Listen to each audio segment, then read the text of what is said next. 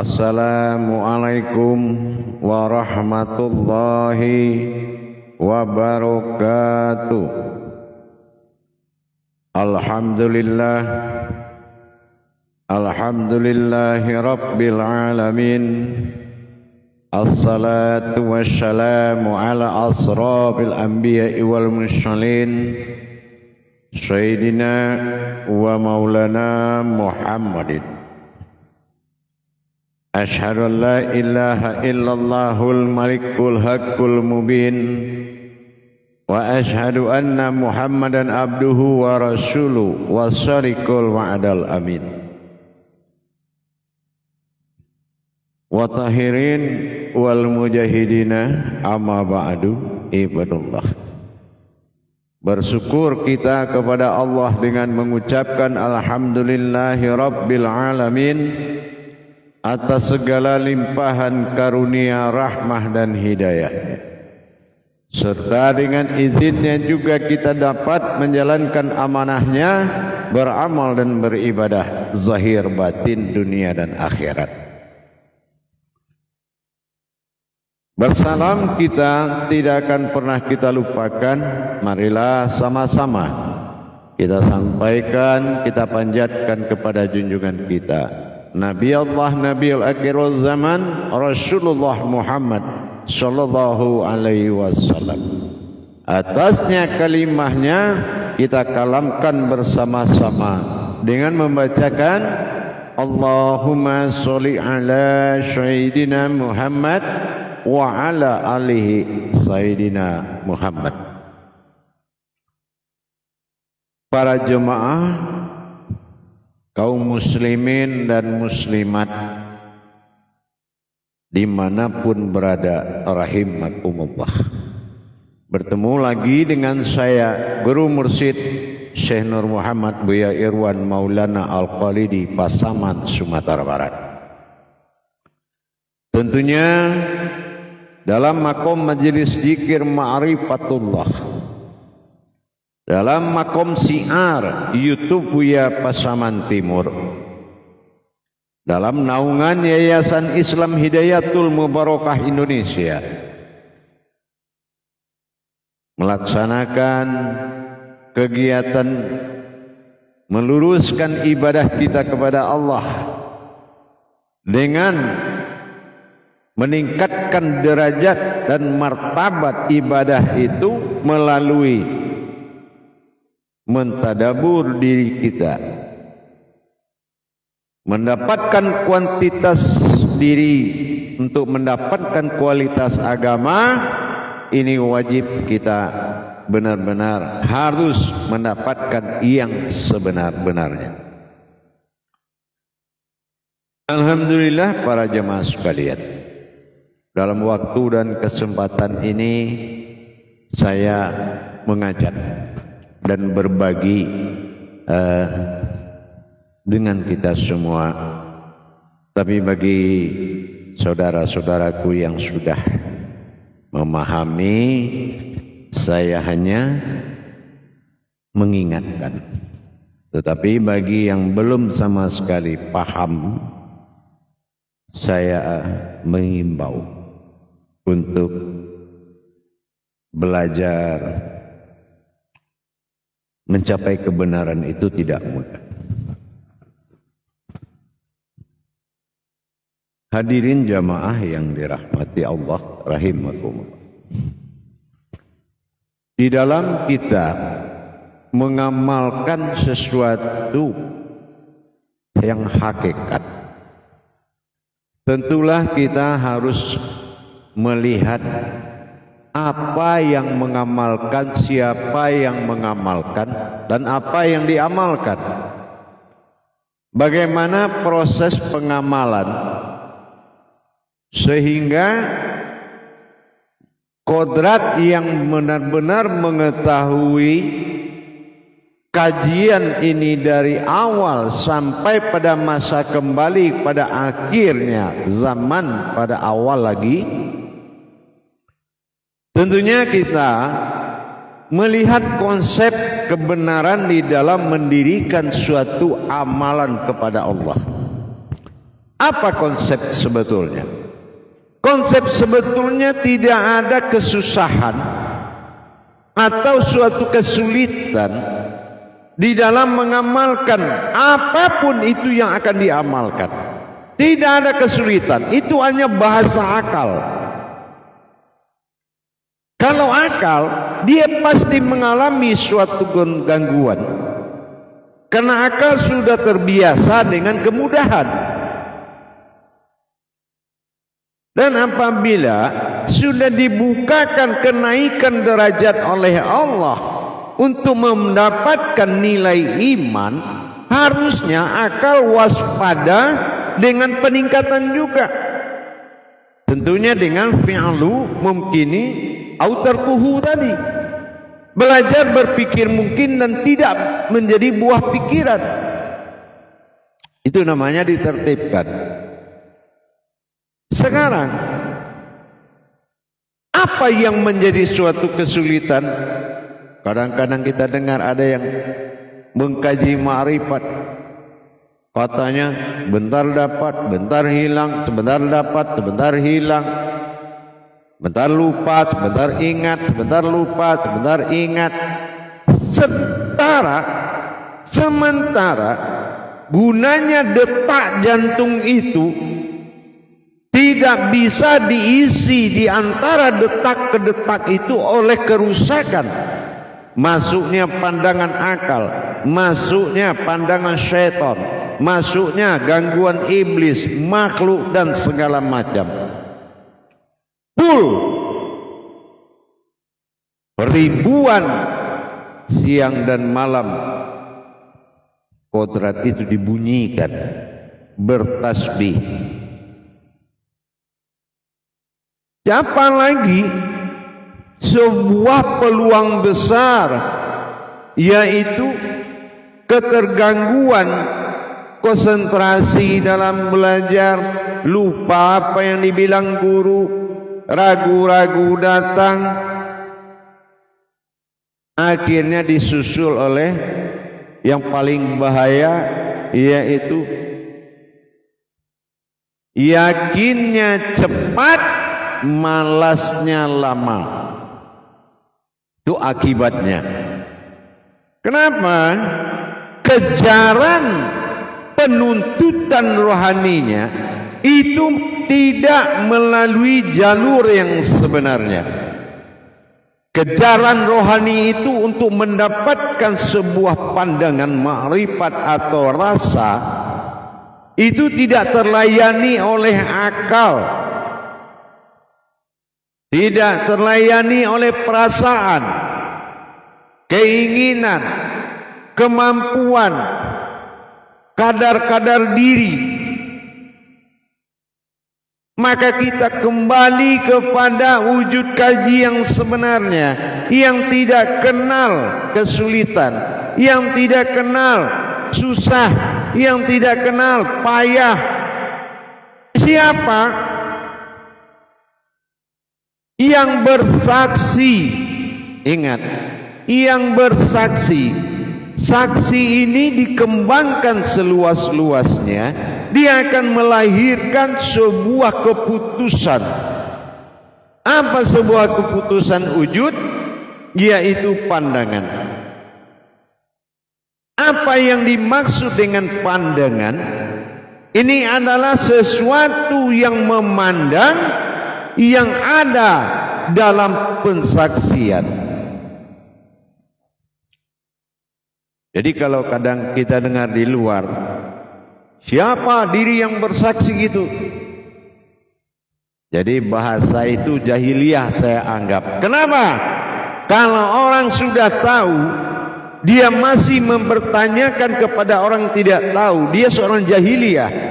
Harusnya kalau dia tahu, dia tidak mempertanyakan, dia mengajarkan dan membimbing orang tersebut. Jangan mempersulit umat di dalam perjalanan ke Tuhan. Giliran ke sunnah dipermudah-mudah, dikumpul di lapangan. Udah kayak artis akhirat. Bukan itu yang dibutuhkan umat. Yang dibutuhkan umat bagaimana dia diperjalankan untuk pengenalan kepada Tuhannya.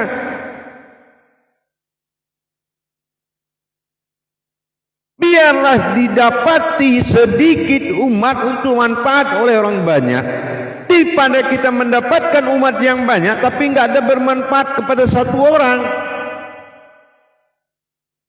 Nah, ini adalah faktor, adalah kajian perjuangan yang tidak melalui kodratnya.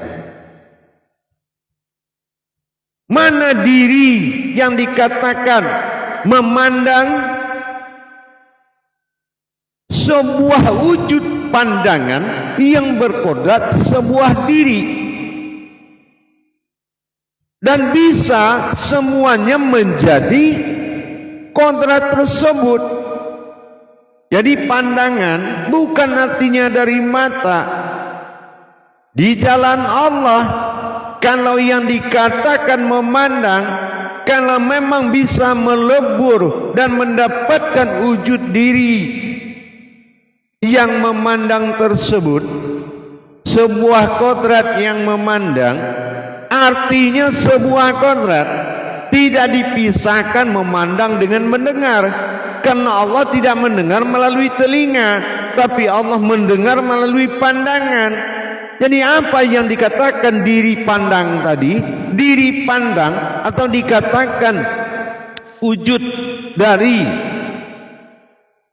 sabitahnya di kita, ainun sabitah, ya. Saya bilang, saya ingatkan, ainun sabitah itu pandangan diri. Jadi apa yang dikatakan pandangan diri? Tangan ini bisa memandang, kaki bisa memandang, semua wujud itu bisa memandang. Contoh, kita kaki digigit semut, tapi kita bisa tahu dia gigitnya di mana dan bagaimana dia menggigit dan bagaimana respon kita langsung. Semuanya itu pandangan. Semuanya itu wujud dari nur ma'innya Allah. Nur ma'in ini yang dikatakan ainun sabitah. Ainun sabitah adalah sebuah wujud yang memandang, yang tidak boleh ada merasa siapa yang memandang. Dan itu bisa mantakunul al-mantayakunun. Bisa kalau kamu jadikan, maka kamu bisa jadi itu. Nah, yang dikatakan pandang inilah diri al-haq, ya, itu yang diri al-haq bersifat dia pada sifatnya, itu yang dikatakan ma'ani, dari ma'in awal mula jadinya. Kenapa? Yang tujuh itu kan dihimpun menjadi satu. La masirun illallah, la mawjudun illallah, la sami'un illallah, la mawjudun illallah, la mawjudun illallah, la mutaqalimun illallah, la ilaha illallah. Jadi kalau kita bagaimana melenyapkan semua sifat menjadi al-haq, ahad adalah wujud dari pandang, maka disinilah semua diri. Maka Allah katakan, kemanapun kamu hadapkan wajahmu, di situ adalah aku. Nah, artinya bukan wajah Allah segini. Wajah Allah ini sewujud diri yang bisa memandang. Tapi kalau kita pisah-pisahkan, masa kaki juga memandang Tuhan? Makanya kaki wujud nur al-haq itu bukan memiliki kaki, tapi berkodrat ada kaki, tapi tidak maujud berupa adab. Makanya tidak boleh melihat zahir dalam memandang. Ini yang dikatakan annaul haq, la ilaha illallah. Di sini kita mendirikan hak, keakuan sebuah diri, ya, keakuan sebuah diri. Jadi dengan demikian tidak ada kesulitan sebuah kajian kalau memang si wujud diri itu nur ma'in yang berwujud nur ma'ani, maka sadarilah tinggal kita siratal lazi saja, ya, sifat orangnya itu yang dihilangkan, sifat kemanusiaan, sifat keumatan. Karena di saat kita mencari posisi adab itu agama, posisi diri ilmu, kodrat tidak bicara agama, agama adab untuk berkodrat. Indah kalau kita tata dengan rapi. Tapi kalau kita membesarkan diri kita di jalan Allah, bukannya menghilangkan diri, malah memunculkan diri. Ini juga harus introspeksi kembali. Jangan membuat kebimbangan dan keraguan-raguan kepada umat dengan bahasa Tuhan melalui makom yang tidak tertib ilmunya. Begitu juga kita sebagai umat, sebagai hamba, tingkatkan. Awalnya kita makhluk, dinaikkan kepada tingkat umat. Berilmu kita naik ke tingkat hamba, berilmu kita naik ke tingkat kodrat, berilmu kita naik ke tingkat batin, berilmu kita naik ke tingkat sir, berilmu kita naik ke tingkat wujud.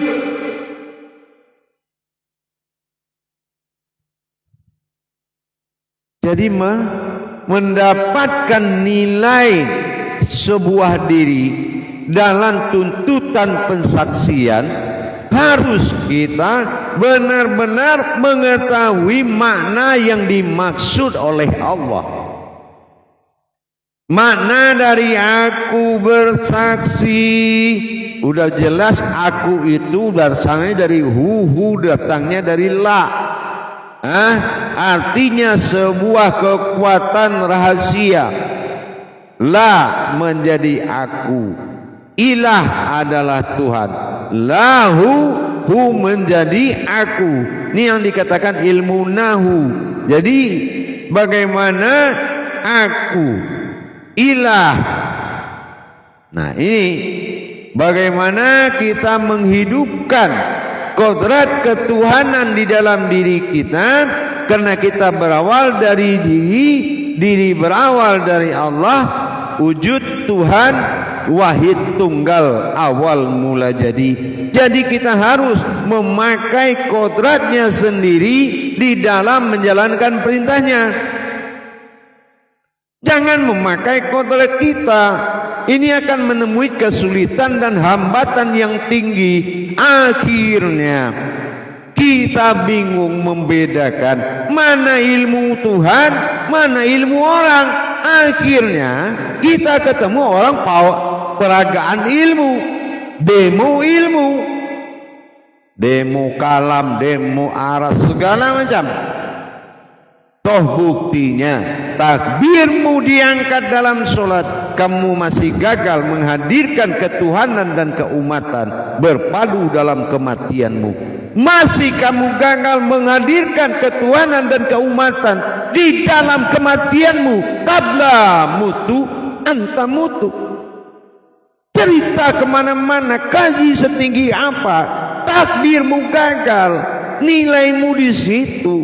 Kenapa? Kamu tidak mampu masuk ke alam tuntutan paling tinggi, yaitu alam saksi, fardu wajib, ain, pandangan atau menyaksikan. Inilah aku bersaksi. Mana diri yang menyaksikan? Dari nur ma'in maujud menjadi nur ma'ani. Inilah diri yang bersifat. Itu yang dikatakan himpunan al-haqqullah dengan wujud ainun sabitah, dengan wujud ainun sabitah. Jadi dengan demikian kita bisa memahami kembali, perjalankan kaji itu dengan kodratnya. Ya, perjalankan kaji itu dengan kodratnya. Jadi jangan sekali-kali kita menjalankan sebuah kajian tanpa kodrat. Ini yang akan membuat kesulitan besar, merasa terhambat, merasa terganggu, sampai kadang putus, kadang ingat, kadang lupa, karena kodrat diri yang dipakai dalam menjalankan amanah adalah tuntutannya tidak dengan kodratnya. Makanya begitu jadinya. Jadi makna daripada sebuah pandangan adalah ainun sabitah. Ingat, ainun sabitah, ainun sabitah, diri yang memandang, bukan pandangan sebuah diri. Insyaallah mudah-mudahan berguna dan bermanfaat. Bagi yang ingin meneruskan pelajaran, silakan masuk dalam tuntunan murid grup jamaah belajar. Seminggu sekali live Zoom meeting, insyaallah. Selamatkan dirimu, jangan terlena dalam sebuah cerita keselamatan. Berakhir hayat menuju hakikat yang sebenar. Barakallahu ya Karim, ya Rahman, ya Rahim. Mudah-mudahan bermanfaat buat kita semuanya, insyaallah, demi iman dan takwa kita. Barakallah, insyaallah. Akhirul kalam, wabillahi taufiq wal hidayah. Wassalamualaikum warahmatullahi wabarakatuh.